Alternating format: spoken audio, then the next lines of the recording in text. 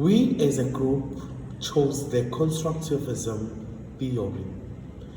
So the first question says, explain your idea of choice as clearly as you can.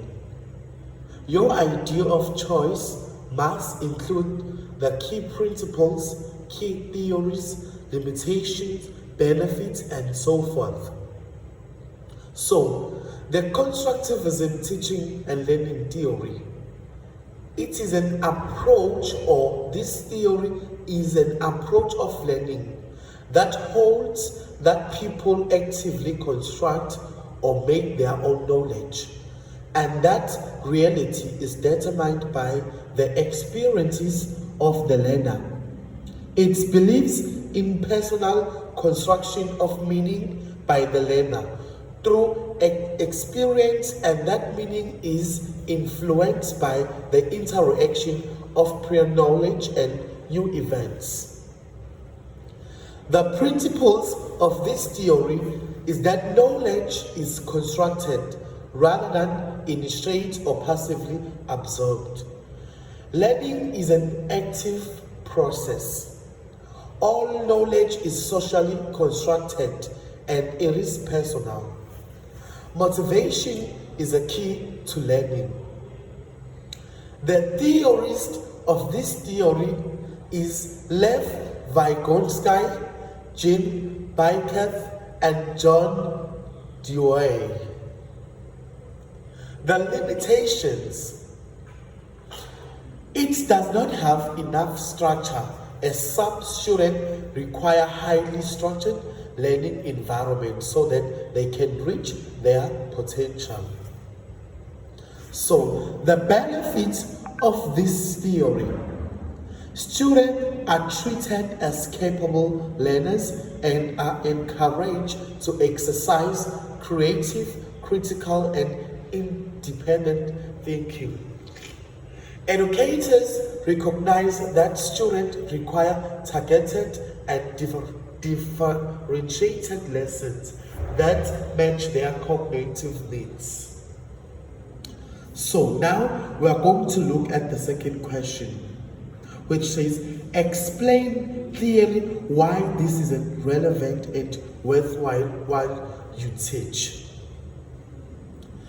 Constructivism theory promotes social and communication skills by creating a classroom environment that emphasizes collaboration and exchange of ideas. Students must learn how to articulate their ideas clearly as well as to collaborate on tasks effectively by sharing groups projects, which is relevant to educational content of South Africa. This teaching theory is worthwhile because it furthermore encourages freedom of expression from the learners, which is crucial in the classroom. Issues are that this theory of learning is time consuming because the educators has to wait for the learners to generate their own ideas rather than to teach them. Ideas are stimulated by the learners are not always relevant, or the ideas stimulated by the learners are not always relevant. The third question says, how have you come to this understanding of this particular theory? And what do you think influenced your choice of this theory? So, we have gained an understanding of constructivist theory as a group as a result of being exposed to its key principle. For example, as a varsity student, we were given the opportunity to create our own meaning or knowledge. And this is what constructivism is all about. And what influenced more in our choices is that the teachers are not the facilitators, but they are the instructors. The third question. What does this theory mean for you as a teacher in deciding what and how to teach and assess? As teachers, and number 4 says, what does this theory mean for you as a teacher in deciding what and how to teach and assess? As a teacher, constructivist teaching means that learners are open to critical thinking, and learners would have to actively participate in construction of meaning. This knowledge is constructed rather than passively receiving information.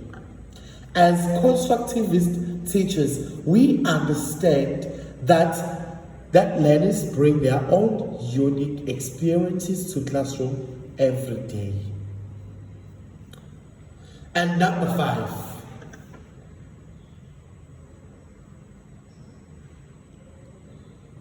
And number 5 says,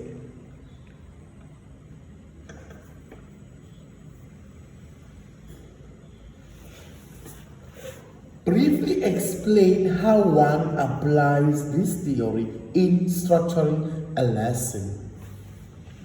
So, the constructivist theory I am going to apply in structuring the lesson will be allowing pairs of students to teach each other. But firstly, I will introduce a topic, for example, Cold War, and explain briefly about it.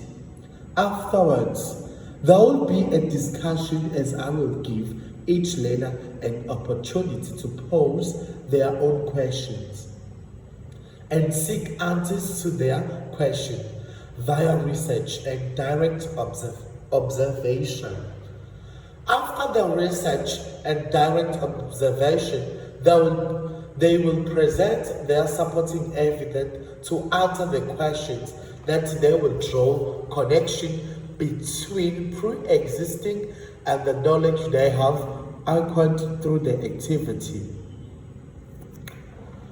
When applying the theory, I will also be encouraging students to evaluate new information and modify existing knowledge.